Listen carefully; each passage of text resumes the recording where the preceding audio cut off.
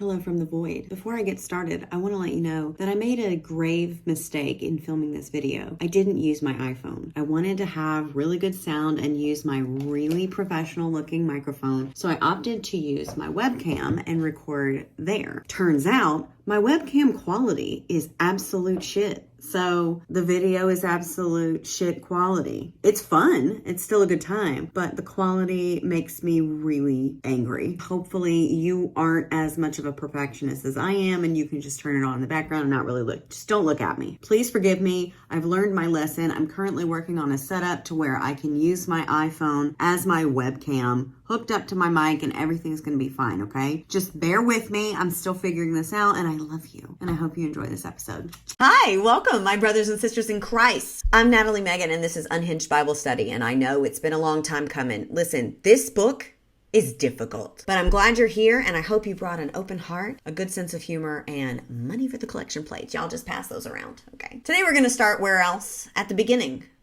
of everything, some would say. We're starting with Genesis, the book of Genesis. But before we get into the meat of this sandwich, let's lay the bread down. Foundation, body of Christ and all that. We're building a world here. So the Bible is classified, according to its Goodreads page, as a religious historical nonfiction book. It's 1,200 pages, give or take which version you're looking at. The version that I'm using is courtesy of the YouVersion Bible app for my phone. YouVersion boasts that thanks to their generous partners, they have been able to offer over 2,000 versions of this book in over 1,800 languages, which is a weird allocation of funds if you ask me. No one did, but if you ask me, that money could be used for actual problems like poverty and homelessness, funding for schools. Let's keep going.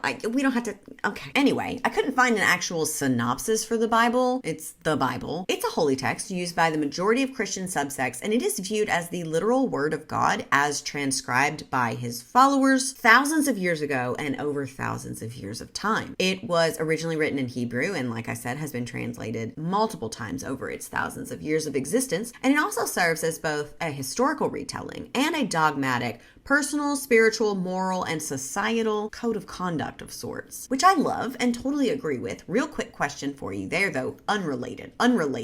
Y'all ever played the telephone game when you were a kid? Like you get a big group of your friends, you sit in a circle, one person starts a secret off and then you pass it around the circle, and then by the time it gets back around to you, it is a completely different sentence than the one you originally spoke.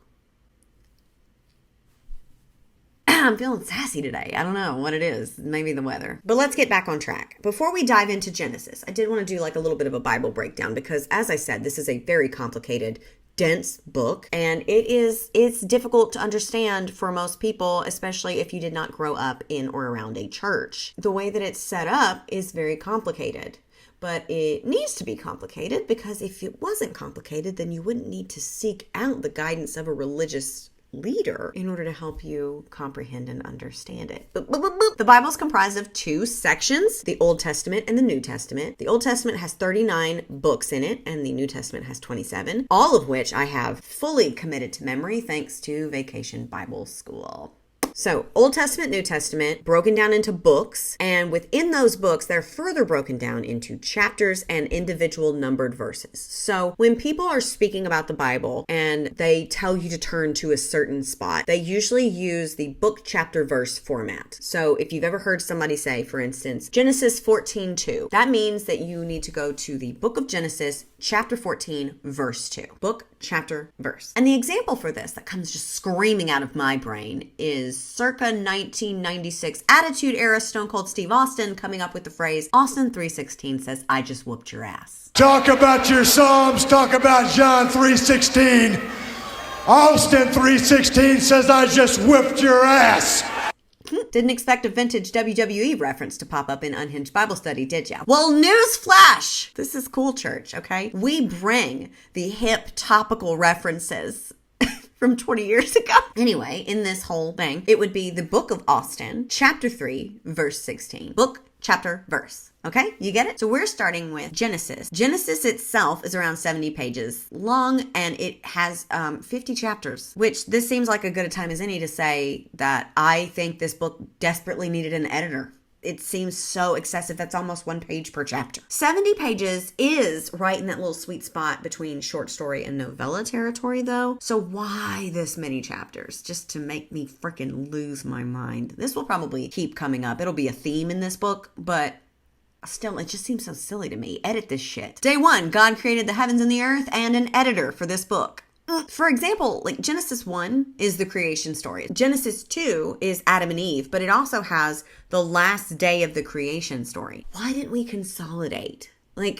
Also, a few things to keep in mind before we get going. There are Christians known as young earth creationists who believe that this story is fact, and as a result that the earth is only like a few thousand years old. And there are others that think that this is a more oversimplified, condensed story of the creation of everything. And so it happened over multiple hundreds, thousands of years instead. So there's a little wiggle room for interpretation here, depending on where you land, I guess. But anyway, here's the setup. God was apparently floating out in the proverbial void for millennia, doing not shit. And when he got bored, he decided to create all of this. And I have nothing but respect for this kind of work ethic. Honestly, it's how I live my life. This is my creative process. I lay around for days on end and then one day just jump up with the inspiration of 1,000 suns and start just doing random shit that I've been supposed to be doing for years. On that note, I wonder if anyone has ever considered the possibility that God may be mentally ill. Another thing, I recently went to the doctor and found out that I'm anemic, which contributes to my lollygagging. So is that a possibility? God is just a mentally ill, iron deficient deity doing his best. I mean, we are created in his image. Well, with that hypothesis in mind, you just keep that in mind, okay? We're going to break down the first week of activity. The week he created everything. Let's go. In the beginning, God created the heavens and the earth. The earth was without form and void, and the darkness was over the face. What? And darkness was over the face of the deep. And the Spirit of God was hovering over the face of the waters. And God said, let there be light, and there was light. And God saw that the light was good. I'm going to stop you right there. Why did he say that 3 times? God said, let there be light, and there was light, and he saw the light, and the light was good. Whoa! This is only verse 1! Actually, that was verse 2. Let me not upset anybody. All right. In the beginning, the God created the earth, blah, blah, blah. We saw that. And God said, let there be light, and there was light, and God saw that the light was good, and God separated the light from the darkness. God called the light day, and the darkness called night, and there was evening, and there was morning the first day. Now, I have problems with this. I have problems with everything. But I have problems with this, but we're not going to talk about them until day 4. Okay, so this is just day 1. So to sum up day 1, he created the earth, day and night. He was floating in a formless, empty void, hovering over the earth and its waters, and decided to light that shit up. It's weird to me how the text said he was floating over the earth, but then he created the earth. It sounds like he's just jocking someone else's work and claiming it as his own. Nonsense, but hey, at least we have light now, right? I want you to think about what that light looks like. I want you to picture in your mind's eye when the Lord of Lords and King of Kings said, let there be light unto a dark, formless earth. I want you to close your eyes and I want you to picture what that light looks like. And I want you to know in your heart that I'm picturing the same thing. And I want you to keep this in mind for when we get to day 4. Day 2. And God said, let there be an expanse in the midst of the water, and let it separate the waters from the waters. I hate that sentence. And God made the expanse and separated the waters that were under the expanse from the waters that were above the expanse. And it was so. And God called the expanse heaven. And there was evening and there was morning the second day. Okay, so the sky. He created the sky on day 2, and he used the sky to separate heaven's waters from earth's waters. Now, not only did I not know that heaven was water, I did not expect God to have come in like a teacher breaking up a school fight and separating the 2 waters. I didn't know the waters were crossing streams, and he made the sky to split up the waters. Right? Is God a mermaid? If heaven's water and God made us in his image, evolutionarily speaking, people think that we started out in the water anyway. So all of that would kind of make sense. I don't know. None of this makes sense. Before we go to day 3, can we just talk about how fucking redundant, repetitive, and horrible this is? This is horribly written. I don't care what you believe. I really don't. This is terribly written. Day 3. And God said, let the waters under the heavens be gathered together in one place, and let the dry land appear. And it was so. God called the dry land earth, and the waters that were gathered together he called seas. And God saw that it was good. I'm glad that God is his own hype man. If he is a mentally ill, powerful iron deficient deity. It's nice to see him hyping himself up. So we're still on day 3, and God said, let the earth sprout vegetation, plants yielding seeds, and fruit trees bearing fruit in which is their seed, each according to its kind on the earth. And it was so. The earth brought forth vegetation, plant yielding seeds according to their own kind, and trees bearing fruit in which their seeds are in, each according to its own kind. Edit. And it was so.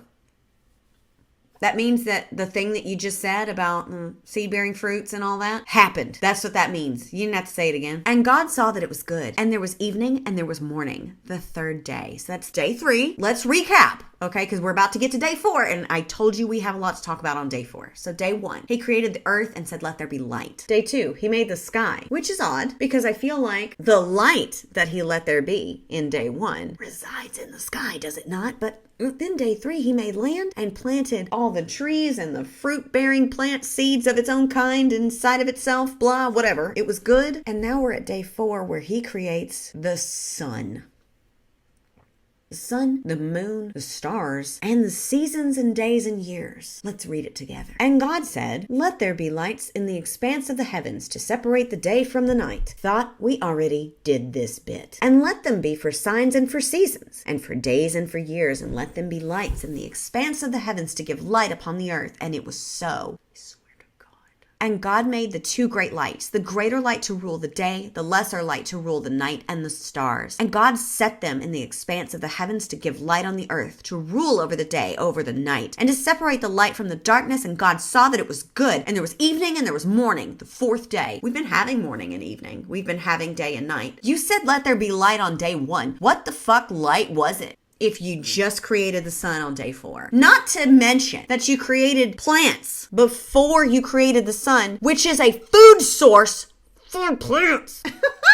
Once again, we'll revisit the idea that there are young earth creationists who believe that this 7-day testament to the creation of everything is factual. The earth is just a couple thousand years old, and everything that he created, he did so here, now, like this. But there are also people who believe that this is an oversimplified, condensed version, that this is actually dozens, thousands, hundreds of years of work, and it's just spelled out simplistically so you can understand it a little bit better. But either way, this is horseshit. This makes no sense. I was in 3rd grade when I learned about photosynthesis and how the plants need the sun so they can create food for themselves. And he said, let there be light on day 1. Remember? Because I asked you to think, to close your little eyes and to think about what that light must have been. And I know you were thinking the sun because so was I. But the sun didn't come around until the 4th day. But all week long, it was morning and night the 1st day. How? It is the rotation of the earth on its axis that creates day and night when the corresponding celestial bodies show up and dictate what's going on. This is why this is taking me so long, by the way. The way that it's written, the repeating whole sentences, just copy pasting them, and the fact that every single day is more confusing than the last. What do you mean you made plant and then made the sun, which is a food and life source for said plants? And let's take it back to young earth creationists. If they think that it was literally like one day and then he hopped over and made the sun, fine, that probably would work out. But for people who think that this happened over hundreds of years, you're telling me that somehow the trees and the plants and the vegetation and the fruit-bearing seeds within themselves lived for hundreds of years without the sun? Explain yourselves. So this would be a good time to plug this video that my husband recommended. He watches a lot of religious debates between anti-theists and Christians, but he also watches them between different subsects and classifications of Christians. So according to my husband, a good one for you to watch would be Dr. Kent Hovind, also known as inmate number 06452-017, who is a literalist who thinks that this is word for word a recounting of the week God started working and grinding until he owned it and created everything, versus Hugh Ross, who is an old Earth creationist, who's trying to reconcile the story of creation over thousands of years. Watching them attempt to debate this could be entertaining for two reasons. One, neither of them have any proof about what they're saying, yet they speak with such conviction, which really riles me up. And two, they can't even agree on how to interpret their own religious text. It's a fever dream. Anyway, that was day 4. Day 5, he spent the entire day on birds and fish. And God said, let the waters swarm with swarms of living creatures, and let birds fly above the earth across the expanse of the heavens. So God created the great sea creatures and every living creature that moves, with which the waters swarm, according to their kinds, and every winged bird according to its kind. And God saw that it was good. And God blessed them, saying, be fruitful and multiply, and fill the waters and the seas, and let birds multiply on the earth. And there was evening and there was morning, the 5th day. So far, this is only upholding my hypothesis that God is mentally ill. First of all, everything is done in the most unhinged order that I've ever seen. None of this makes any sense. He's definitely working harder, not smarter. He spent a whole day on birds and fish. That's a hyperfixation if I've ever seen one. Day 6, and God said, let the earth bring forth living creatures according to their kinds, livestock and creeping things, and beasts of the earth according to their kinds. And it was so. And God made the beasts of the earth according to their kinds, and the livestock according to their kinds, and everything that creeps on the ground according to its kind. And God saw that it was good. So God created all the rest of the animals. Again, he hyperfixated on birds and fish on day 5, and day 6 is for everything else. This is, again, confirming my hypothesis that he's mentally ill, because this is, again, how I work. I will get really focused on one thing that has nothing to do with anything. It's not a deadline I'm trying to meet. It's not a commission I'm working on. It's literally a random idea that popped into my head. And then the next day I will be working in overtime to try to make up for all the work I didn't get done during my hyperfixation phase. So again, this just seems like God isn't doing super great. But he also made men on day 6. So let's talk about that. And then God said, let us make man in our image. I don't know why I haven't given God a voice. We'll unpack that later. Let us make man in our image, after our likeness. Who's us? After our likeness. Does God use they, them pronouns? Ooh, that's a fight about to start. Let us make man in our image, after our likeness, and let them have dominion over the fish of the sea, and over the birds of the heaven, and over the livestock, and over the earth, and over every creeping thing that creeps on the earth. So God created man in his image. In the image of God, he created him. Male and female, he created them. And God blessed them and said to them, be fruitful and multiply and fill the earth and subdue it, and have dominion over the fish of the sea and over the birds of the heaven and over every living thing that moves on the earth. And God said, behold, I have given you every plant yielding seed that is on the face of the earth, and every tree with seed in its fruit. You shall have them for food. And to every beast of the earth, and to every bird of the heaven, and to everything that creeps on the earth, everything that has the breath of life, I have given every green plant for food. And it was so. And God saw everything that he made, and behold, it was good. There was the evening and morning, the 6th day. And that's the end of Genesis 1. Everything stops there and moves to the second book. Okay, to sum up day 6, again, this was like an overcompensating day for the lack of work he'd been putting in. He created everything else that he hadn't created yet. So humans, cows, snakes, bugs, all that stuff. He got to work on day 6 and told everyone, including humans, to be fruitful and multiply, which made sense in this context. I still hear people spouting be fruitful and multiply current day as if the world isn't overpopulated and dying. But whatever. I mean, there's thousands of children without homes that need them, but be fruitful and bang it out. Sure. And then he also gives humans free reign over all the other critters. So thanks for that. Now we're in Genesis 2 for day 7 because it just simply wouldn't fit in chapter 1, I guess. If he had cut out all the duplicate sentences, it probably would have had some room.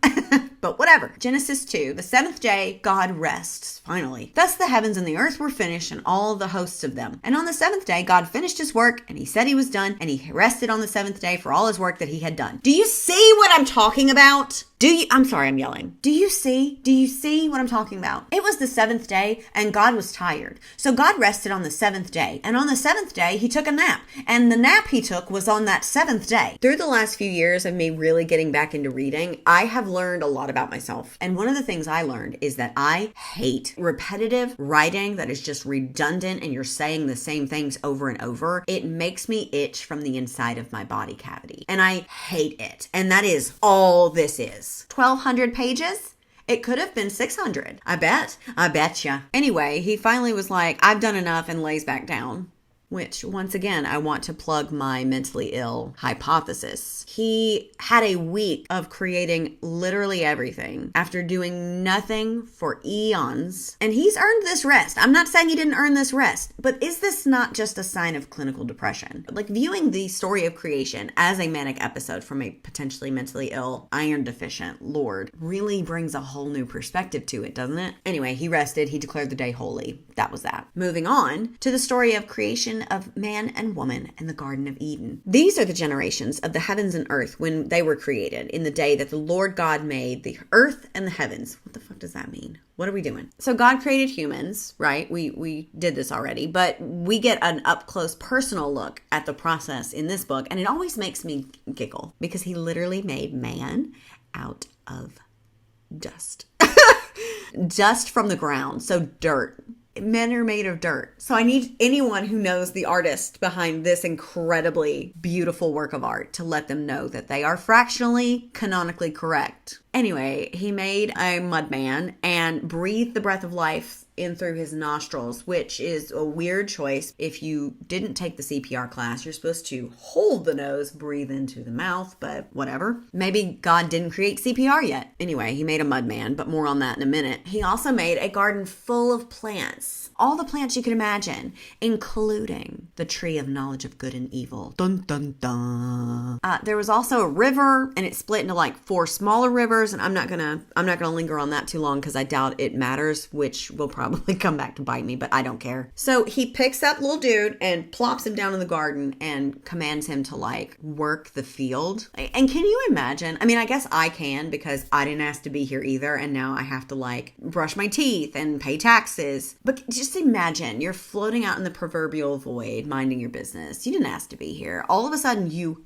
exist, and then you're commanded to take care of all this junk that a mentally ill sky deity created in one of his manic episodes. No thanks, please. Can I just go back to sleep? This is so weird. He also tells Mudman that he can eat from any tree in the garden except that one, referring to the tree of knowledge of good and evil. And this is clearly God's first time having children, because every single parent watching this right now knows that the quickest way to make a kid more enticed by something is to say, don't touch it. Rookie mistake. So this next part, we know who comes next, right? Eve. But before we get there, I'm going to read you a little part that almost made me choke on my diet soda when I read it and started to unpack it myself. This is a U-Haul amount of unpacking that we need to do on here. And I'm switching back to the King James Version for this because, and the Lord God said, it is not good that the man should be alone. I will make him an helpmeet for him.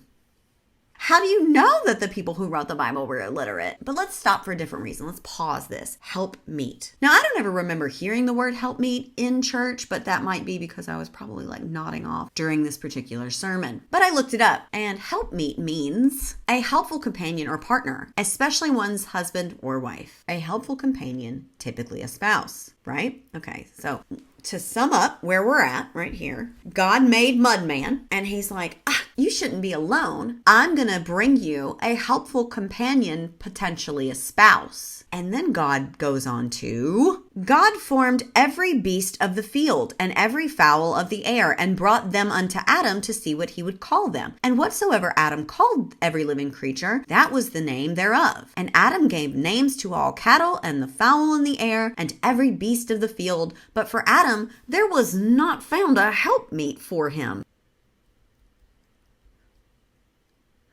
I don't know where to start. So, are you telling me that God thought he needs a companion, aka a helpmeet, aka a spouse, and then he brought him all of the critters from the world? I'm going to be really quiet because this is very upsetting. Was he trying to hook him up with like a cow? All the Christians, I can hear them now. They were 2 separate things. That's not what was happening. That's not what he meant, but it's what he said. It's what he said, though. He said, harumph, I need to make a buddy for my Adam. No man should be alone to wander this earth. He needs a helpmeet, aka a helpful companion, oftentimes a spouse. You need to look me in my eyes right now and tell me that I'm misinterpreting it. And I know that some of you will. That's not what he meant. Well, it's what he said. It's what he said. His thought process. Like if my thought process right now is, man, I'm super thirsty. I need to get some liquid sustenance. And then I show up with things like this, and I'm like, none of these are really doing it for me. And then I find a drink. It seems like those were my first options, huh? Doesn't it seem like that's what it is? And to that I say, I beg your pardon? God thought this man needed a companion, a partner, a helpmeet, and then he just showcased the entirety of the animal kingdom to him. And wouldn't you know it, fiddlesticks, he didn't find a helpmeet, so he put Adam to sleep and yoinked a rib out of his rib cage and made Eve. Wow. You know, that's a lot. That's weird. Isn't that weird? Anyway, therefore shall a man leave his father and his mother, and shall cleave unto his wife, and they shall be one flesh. And they were both naked, and the man and his wife, and were not ashamed. Cheers to that. We love body positivity. And you know what? I'm done for the day. That was more than enough. And I think that we have a great jumping off point. The entire world and all its little fixings were created after God decided to get your fucking ass up and work. All of it's out of order. It makes no sense. It's incredibly stupid. And I don't read a lot of high fantasy, but I know enough about the fantasy genre to know that world building is very important. If you don't spend a good amount of time and energy dedicated to building a good, cohesive world that is immersive and it makes sense to the reader, they have a hard time sticking with you through the rest of the story because the world just falls flat or completely apart. No, the Lord should have had an editor. The Lord should have created an editor first. It's horribly written. I will make him an helpmeet for him. I will make him a helpmeet. That's the sentence. Or I will make a helpmeet for him. Not both. Why didn't we go all the way? Why not for him? I will make him an helpmeet for him. Why not? Why the fuck not? It's so stupid. Just from a book standpoint, I'm not reading this as like a testament to my own existence or anything. I'm just reading it as a book. This is a horrible book. This is a horrible book. I would DNF it if you guys weren't expecting me to continue on with the series. So I feel like I've given you a lot to start with. This is a lot. If you have any questions, any feedback at all, please leave them in the comments. I'd love to chat more about this with you. I never grow tired of talking about this. This was quite a day, an experience. Like, comment, subscribe. Share this with your friends if you think they might like it. I really appreciate you being here. Thank you for coming to my Unhinged Bible study, and I will see you next week or whenever.